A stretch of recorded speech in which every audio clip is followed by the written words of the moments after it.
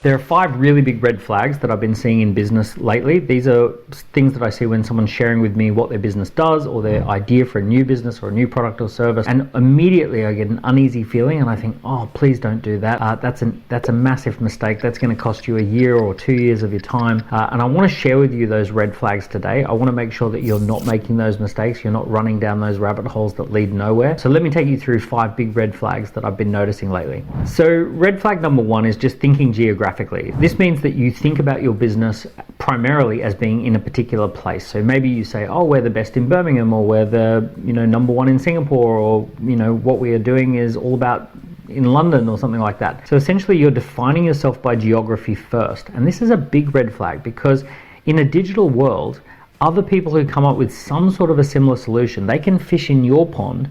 But if you are defined by geography, you can't fish back in their pond. And eventually all these digital solutions come in and start taking your clients, but you've got no ability to expand beyond your borders. You get stuck with a limited number of customers in a location. And the other secret thing that happens is you get stuck with your employees, because some of the most best and talented people, they all want to work remotely. They want to work with businesses that are thinking globally. They often don't want to work in an office anymore. So your best employees could be all over the world. Your best employees locally might want to work for a company that's doing stuff all over the world. So you're really putting yourself at a disadvantage if you're essentially positioning yourself through location. Now, what's the impact of that? Well, the impact is massive. In your local geography, there's probably millions of people. In the whole world, there's billions of people. So it's quite amazing. I see businesses all the time that go from a local geography and they can get 20, 30 customers per year, and they go out to the big wide world, they get 200, 300 customers per year. So they can become massively oversubscribed just by removing that geographical boundary. The truth is, no one these days really cares that much about geographical, but they really care, are you the key person of influence for solving a particular problem? So the second big red flag is thinking supply side rather than demand side. I see pathologically most entrepreneurs and startups, they want to think about the supply of what they do. They want to think about how to become a much better supplier. But the profitability and success of your business actually doesn't really come down to the supply side. It comes down to the demand side, especially in the short term. So what does it mean to be a demand side thinker? It means that you're thinking about how you generate interest, how you generate attention, how you build an audience, how you get people to like something, how you then turn that into appointments, presentations, and sales. And you're really thinking about that whole going to market problem as opposed to how am I going to look after people problem. So I see people all the time who are focused on getting more qualifications, and they're focused on building a portal for their customers. They haven't even got customers and they're building a portal for their customers. They don't have many customers and they're thinking about the systemization of how their business will run when they have 1,000 customers. And I'm sitting there going, wait a second, you're distracting yourself from the biggest problem, which is generating demand. Your business depends upon your ability to create demand. Now, how do you do that? Well, you as the key person of influence, the founder of the business, that's your primary concern. You've got to be out there making that market buzz. You've got to stir up the beehive before you can go and make some of that honey. So let me give you an example. I met someone who was an amazing CEO in corporate, and then they decided to get out of being a CEO and become a CEO coach or a business coach. And they were talking to me about the portal that they were building, the videos that they were creating for their customers. And all of this was in preparation for having customers. They didn't have any at that particular time. And they were like wondering if they were on the right path. And I said, well, wait a second, none of that actually generates a customer. What are you doing to generate customers? I said, oh, I'm going to set up a website. I'm going to kind of put all my information on there, and I'm going to have a LinkedIn. I said, hold up, let's actually rewind a little bit. What if you sponsor this one live event with 300 of your perfect customers, and you give all of them a copy of your content, print out that report that you've done, and why don't you give an amazing talk and put your email address up on the final slide and tell people to email you if they're interested in having you as a coach. And let's see what happens off the back of that. Now, off the back of one speaking engagement, there was something like 15, 16, 17, 18 people who actually literally said, I want to work with you and I'm happy to pay the price. So rather than like tinkering with websites and doing all of this stuff, this person went out, got in front of their audience, got in front of their perfect customers, pitched them an idea, pitched them an offer, and they responded. So sometimes it can be way easier than we think, but you've got to stop thinking about the supply side and thinking about the demand side of your business first. So the third big red flag is thinking about your business brand as being separate from you. The truth is, your business is an extension of you. Now, I know you might find like, no, I don't want it to be that. I want it to be this separate thing that runs separately. It's just not the case. Even in big businesses, let me give you a massive example.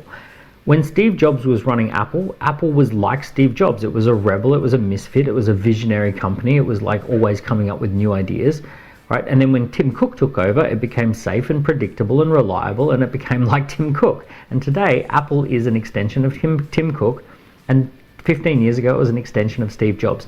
So a business is always an extension of the person who's leading the business ultimately. Now, your small business is definitely an extension of you. And here's the thing. People don't even buy from business brands anymore. They buy from personal brands. We get excited about a personal brand way more than we get excited about a company brand.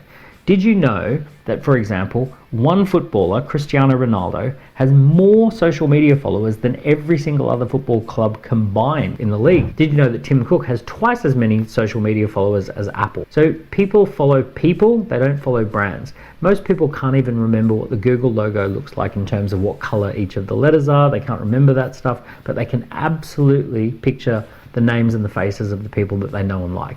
So your business is an extension of you. You need to build your personal brand and then use that personal brand to transfer the value to the company brand and the product brands that you offer. Red flag number 4 is when someone fails to put their free employees to work. Imagine you've got these free employees. They're just sitting around, they want to work all day, and you just don't give them anything to do, right? Wouldn't that be crazy if you had these free employees just waiting to work, but they want to help you, but you're not letting them do that? Well, that's technology. Things like ChatGPT, YouTube, Spotify, LinkedIn, all of that, if you give it some content, it's going to go out and do something with that content. So for example, I recorded this video once. It's probably been seen by hundreds or maybe even thousands of people, and it's out there working all the time. This video will still be working in a year or 2 years. If someone finds it, they can watch it. So I'm putting YouTube to work to make sure that people see this content.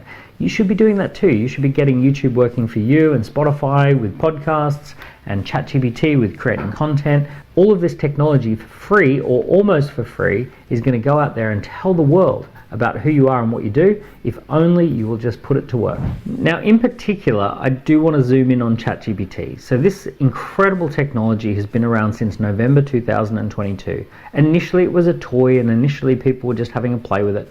But it's getting serious now. Everyone in your industry is starting to figure out how to use it. They're figuring out, oh, we can use this to summarize email chains. We can use this to draft content.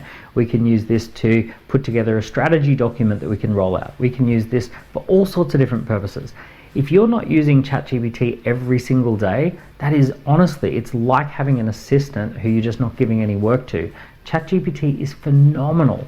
And initially you think, oh, I'm not sure what the point is. That's only because you're not practiced in it. As soon as you start practicing it, you'll start to realize that this thing can be helping you in so many different ways. All of the people in our company have been trained on how to use ChatGPT. They're encouraged to use it throughout the day. They're encouraged to use it in all sorts of different ways, and it's massively boosting productivity. Red flag number 5 is where you break up with your customers. And what I mean by that is having a business model where your product or service naturally just comes to an end and that's it. So you might sell packages, and the package could be a 3-month package and it comes to an end and that's it. Or maybe you sell something that eventually, like, it solves a problem, but once that problem is solved, that's all finished, all said and done, that's it. So make sure that your business doesn't create a natural end to the value that it can create. Now, I've made this mistake in the past. I used to limit our KPI program to 40 weeks, and then we realized that people wanted way more than 40 weeks of becoming a key person of influence. They were loving it, the environment was working well for them, they were getting so much value, and they wanted to continue way past that point. And we had this silly business model that said, no, the accelerator ends at 40 weeks, which was crazy. So what we've done is we've opened it up. We've said, if you want to continue working with us, we want to continue working with you as well. And naturally, that's massively improved the business. So the key to getting this right is to offer a range of products, some of which are free. We call those gifts. Some of them are easy and cheap. We call those product for prospects. You can then have packages which are specifically designed to deliver a key result that your client wants, and then that naturally flows into a product for clients or a subscription product. So what you want to do is have a nice gentle flow where it's gift, product for prospects, core offering, and then product for customers. And essentially there's no real break in the chain. It just flows really, really nicely, and people become happy, loyal customers with a really good lifetime value of each customer. So there you have it. Those are the 5 red flags that I've noticed recently. Let me know in the comments below which one of those stood out for you, or is there something else that you've noticed that you think is a red flag around business at the moment? And also, don't forget, click that like and subscribe button.